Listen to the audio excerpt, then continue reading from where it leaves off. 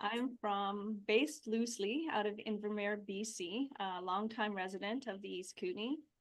I have been a licensed and registered Canadian immigration consultant since August of 2008. I have been able to build a fairly robust practice, helping both individuals as well as small and large corporations with their immigration issues and needs. It's very fulfilling work, but it's also very volatile. And I have to say that this is probably one of the more volatile times in my career. There's been some very serious policy changes. And as always, there are some good guys and some bad guys in this landscape. And I pride myself on being one of the good ones. My job is to give you accurate and timely advice. And sometimes that's good news and sometimes it's not so good. At this point in time, I've been asked to give you sort of a big picture of what's happening in immigration today in Canada, and perhaps offer you some ideas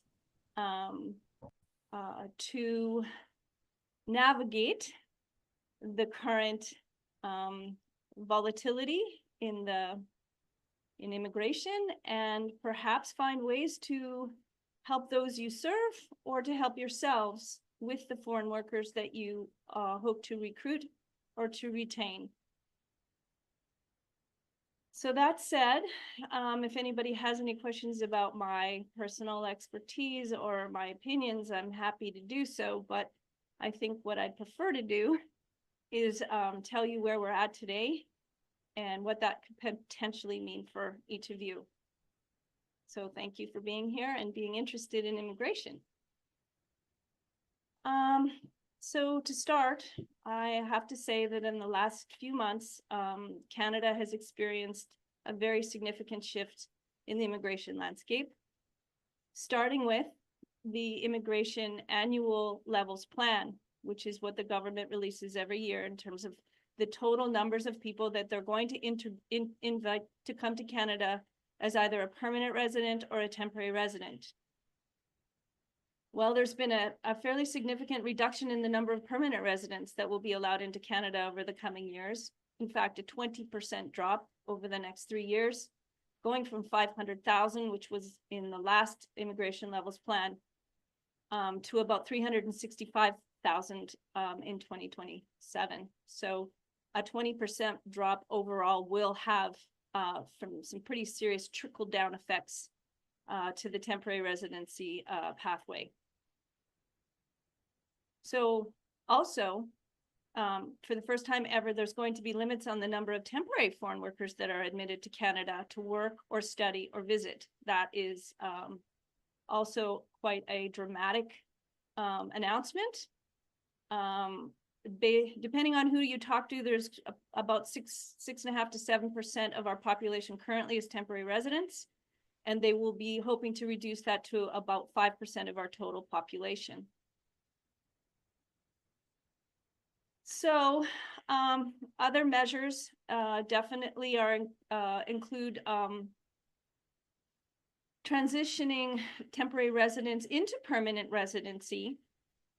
So those who are already here as students or workers, the government is aiming to focus on inviting permanent residents or making temporary residents into permanent residents, but with a very laser focus on those with very specific skills, trades, healthcare, and also focusing on strengthening the Francophone populations outside of Quebec, which is an interesting development which has implications for the temporary foreign worker pathway, which I'll talk about later.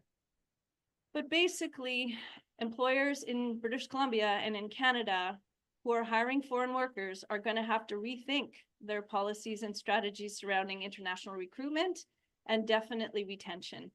Okay. that's sort of the new landscape, and I don't anticipate it's going to change in the number of years. So let's talk about the temporary foreign worker program. Most employers know that as the labor market impact assessment process, LMIA. A quick summary of this program: a labor market impact assessment is a document that allows the Canadian government issues it to allow employers to hire foreign workers. And the LMIA is designed to show that there is a labor need and that cannot be met in Canada by a Canadian citizen or permanent resident, and therefore there is a requirement for a foreign worker to come in and meet that need. If they are successful with this process, and I'm not going to get into the process specifics right now, although they are key to success in this program, the temporary foreign worker needs an LMIA before they can apply for a work permit. So essentially, it's a two-step process. One, the employer must prove that there is a labor need, and two, the foreign worker must apply for a work permit issued by Immigration Canada to enter Canada if they are outside, and also a work permit extension if they're inside Canada. So that's the LMIA in short. Well, recent announcements have limited the LMIA program quite severely. First of all, the government has instituted a 10% cap. So if there is any employer in Canada that has currently more than 10% of foreign workers as part of their workforce, is all automatically excluded from the pathway. So what that means essentially is that if you're a small business owner in British Columbia and you have 10 employees, if one of them is on your payroll who happens to be a foreign worker, and that includes students, international students, open work permit holders like IEC, International Experience Canada, Working Holiday Program, anybody who is here working in Canada that is not a permanent resident or citizen falls into that description. So if you have more than one, you are exempt from the pathway completely.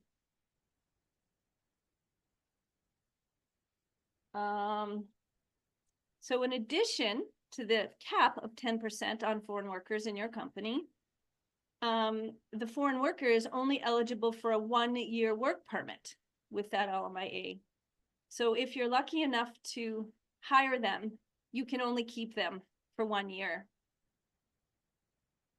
And I must specify that this applies only to low-wage LMIAs. LMIAs are divided into a low wage and a high wage. And the wage that determines that, the current wage that determines that, is currently $34.62. So if your hourly wage is less than that, you would fall into the low wage LMIA. If it is more than that, then you would fall into the high wage LMIA. The high wage LMIA currently does not have a cap. However, there is a very rigorous assessment of the employer and their labor needs in order to be successful with a high wage LMIA. It's a little bit more complex, but not subject to the cap. So, given the fact that the Temporary Foreign Worker Program, otherwise known as the LMIA, now has some pretty serious constraints, not impossible, but difficult, employers are looking for ways around it. And there are ways around it. There are alternatives to the LMIA process for employers in Canada that are looking to hire foreign labor. Number one, and the most easy, I won't say easy, nothing in immigration is easy. The least complex would probably be the International Experience Canada program. So if any of you have had workers from Australia, from the UK, from New Zealand, from Czechoslovakia, from places that are in Western Europe or in the South Pacific, they are probably here with the Working Holiday Visa program or the Young Professional Visa program.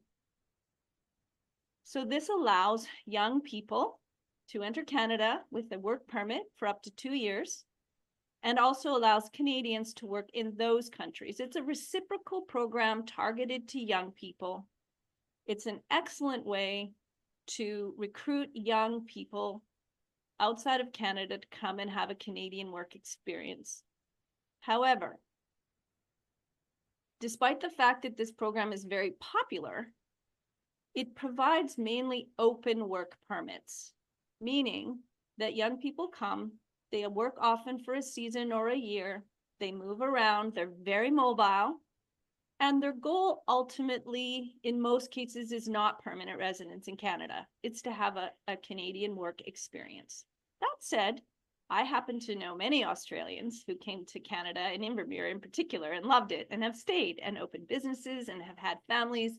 So it is definitely an option for non-LMIA workers in Canada.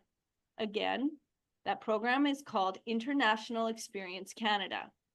And to be fair, I don't use that program a lot as an immigration professional because it's extremely user-friendly.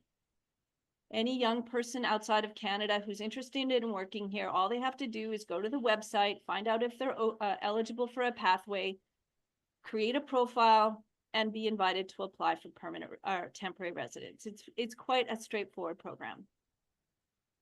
There is, however, a cap on the number of people that get invited to come to Canada from each country. And that cap is different for each country. And it often depends on the number of workers we're sending there versus the amount of workers they're sending here. I would say the program is currently closed and it will not open until January 2025. And the number of slots for each of those countries has yet to be determined. So if you have foreign workers in mind that are eligible for this pathway, tell them to stay on the website as if they were buying Taylor Swift tickets. Because when the program opens, it's going to open until it's full, and then it'll close again for the year. So it's up to them to be very diligent in order to get in to the program before it closes for the year. So that's International Experience Program, Canada. The next program that I want to talk about is the Francophone Mobility Program. And personally, I've been using this program a lot. It is obviously limited, but it's quite easy to use. So, Francophone Mobility Program offers temporary work permits to Francophone speaking nationals to work in skilled jobs outside of the province of Quebec. So, if they are able to prove their Francophone language ability, most of them are using a French test, a universal standardized French test that they take to prove their Francophone ability, the French ability. And if they are able to successfully do that, then they would qualify for the Francophone Mobility Program. They can come and work in Canada anywhere outside of the province of Quebec in any occupation that is skilled, okay? And skilled versus semi-skilled occupations,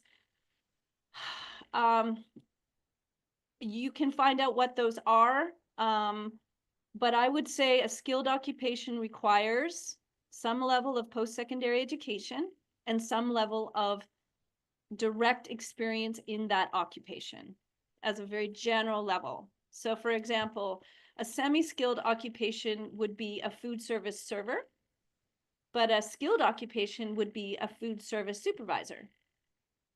Or a semi-skilled occupation would be considered a construction laborer, a general laborer, and a skilled construction occupation would be a carpenter. So it definitely varies, but what I like so much about this program is that it is fairly straightforward. As long as you can prove that the foreign worker has French language skills and that the job is skilled and outside of Canada, you will qualify for that program. And that sort of dovetails with the government of Canada's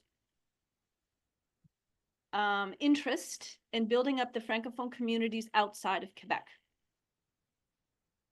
So there are other international agreements that allow you to bring in foreign workers from outside Canada.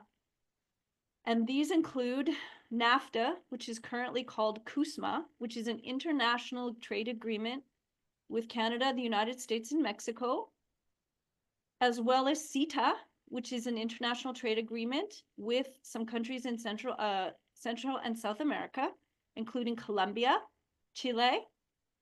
I believe that's it.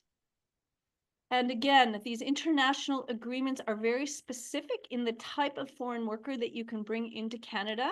They essentially need to meet one of 63 selected occupations. Generally, they are professionals and offer a specific set of skills. But that's not to say that it can't be used, because I have used it successfully myself. The other non-LMIA pathway would be the intercompany transfer program. This is specific to Canadian companies that have operations outside of Canada, and they want to move their employees back and forth. So targeted specifically to multinational companies or larger scale companies that have operations outside of Canada. Again, allowing them to move very skilled, highly skilled and highly specialized workers inside and outside Canada. And finally, the other non-LMIA option, which you probably all are aware of, is the open work permit, which is obviously not subject to a labor market opinion, because it is not for any specific job. And temporary foreign workers that are eligible for open work permits are international students who have finished their degree or diploma or certificate at a Canadian institution. Those are now being limited quite severely, but they are eligible for open work permits after they finish their program of study. The spouses of skilled workers in Canada. So if you are able to recruit a skilled worker and they are married, they can bring their spouse, and their spouse is eligible for an open work permit.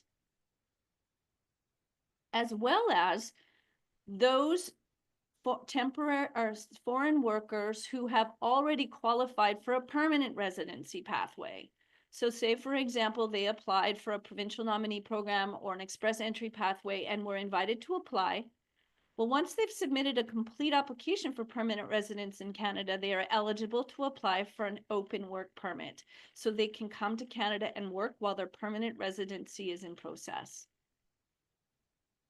Provincial nominee programs also offer work permits, but those are specific to the employer that's helping them with their permanent residency pathway. Okay, so I've covered in general the pathways that are open to employers who want to bring in foreign labor and not have to use the evil LMIA process. They all have limitations, but there are opportunities there if you are able to think a little bit outside the box and access some good expertise in using them. So I'm just going to keep rolling here and talk to you a little bit about permanent residence as a way to recruit and retain skilled workers that are currently outside of Canada or inside of Canada for that matter. So the most obvious is the British Columbia Provincial Nominee Program. So the province actually nominates foreign workers who are either inside or outside Canada for permanent residence. Okay, so the province nominates a qualified worker for permanent residence. It's not a permanent resident, direct permanent to residency pathway, but it is a way for the province to handpick those people who they want to remain in Canada. And inside the British Columbia Provincial Nominee Program, which I call the PNP, there are a number of different pathways. There's pathways for skilled trades, there's pathways for international graduates, and there's even pathways for entry-level workers or semi-skilled workers. Unlike many provincial nominee programs in Canada, the province of BC has kept a pathway for those who are not highly skilled. So that's good news. However, the selection process is hard and it's getting harder. What I mean by that is, in order to be invited to apply for a nomination, both the employer and the employee, the foreign worker, have to be eligible. And there's numerous eligibility criteria. But ultimately, if both the employer and the employer are eligible to participate in the program, then the employee would be selected, the candidate would be selected on a score that they are issued based on a number of factors: their language ability, the job offer, where the job offer is, the wage of that job, the number of years of experience they have in that job, whether or not they're inside or outside British Columbia, and also how long they've been inside the province, and whether or not they have ties to the province. These are all ways of determining what the overall score would be. And the overall score is key to getting an invitation. Well, the province of British Columbia has recently refined the PNP program and is now issuing targeted draws for specific occupations. So generally, the province issues 2 invitations a month. One of those invitations now is targeted to very specific skills, typically in the trades, healthcare occupations, and from time to time, IT occupations. Okay, so IT, as you probably are all aware, are computing-based occupations. So interestingly enough, the overall score to get an invitation in a targeted occupation is lower than the overall score for a general draw. And unfortunately, the overall scores are really, really high. So the overall score for a skilled worker to get an invitation in British Columbia has been averaging around 140 to 150 points. Well, I can tell you that the average score of a skilled worker in British Columbia who is, say, graduated from a college in BC, who's worked for a year, who's got average skills, who's making an average wage, say between $18 and $20 an hour, their score is going to land somewhere between 100 and 120 points, far less than the qualifying score. In fact, I just checked the invitations for the BC PNP in the most recent draw, and only 7 skilled workers were invited. 7 have qualified. So I think that reflects an overall trend in the province as well as in Canada, that they are being highly selective, and they are already starting to really limit the number of people that become permanent residents in Canada. Going back to the entry-level or semi-skilled pathway in the BC PNP, which allows a lot of foreign workers who don't have a skilled occupation, their average scores typically are between 80 and 90 points. Well, the invitation score for entry-level workers is 120 points. And to be perfectly honest, that is almost impossible to meet for an entry-level worker in British Columbia. It's almost ridiculous. So I can't tell you really what the ultimate goal is for the provincial nominee program. But what I'm afraid of is that the province will not invite enough nominees to meet their annual quota. So they get a number of invitations that they can issue every year, like bingo chips from the federal government. And if they don't use them, typically they lose them. So my fear is that the provincial government is going to have less and less opportunity to select skilled or semi-skilled workers for the province because they haven't been using the program enough. Finally, the other pathway to permanent residence, which is the most direct route to permanent residence, is a program called Express Entry. And the Express Entry system is also points-based, targeted to skilled workers only. Candidates are scored based on factors like their age, their skilled work experience, their language, their education, and only the top ranking candidates are invited to apply directly for permanent residence. It is a very competitive program. In my experience with the program, the average score of a temporary resident who's inside Canada, who has 2 years of skilled work experience, a degree, good language scores, and a good job offer, they're scoring around 450 to 480 points. Currently, the last score for an invitation to apply directly for permanent residence and express entry was 539 points. So again, very competitive. Very few people are getting invited.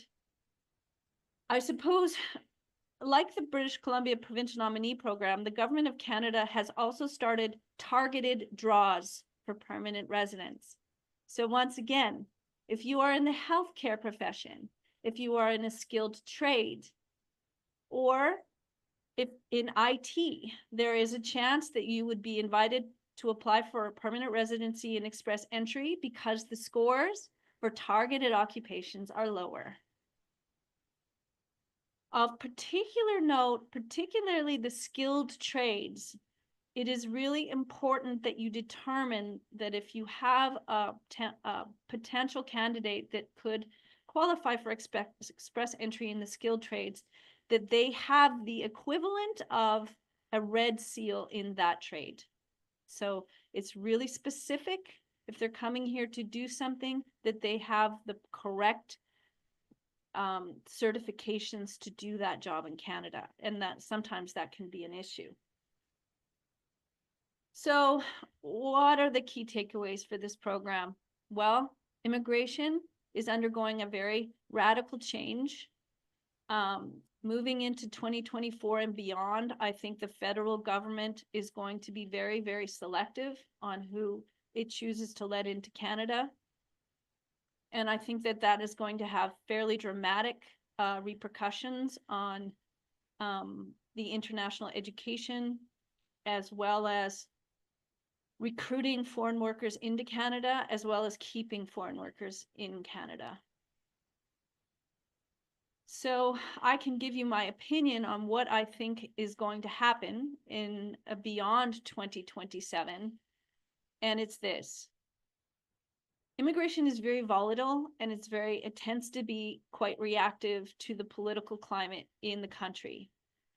And I believe the pendulum has swung very far in one direction. And I do anticipate that things are going to level out.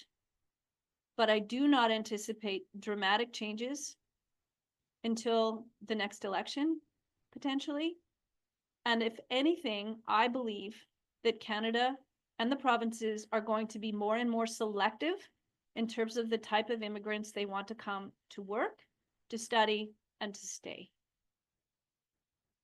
And finally, I should say that because the programs are so subject to change, and because the nature of immigration is quite complex, I highly encourage all of you to, before spending lots of time and particularly lots of money on behalf of the foreign workers, that you do your diligence, find out what the lay of the land is on that particular day before you embark into a serious recruitment or even retention program with your employees. So that's my presentation in a nutshell. Often I find people are less interested in, immigration as a whole, and certainly a lot more interested in how it affects them.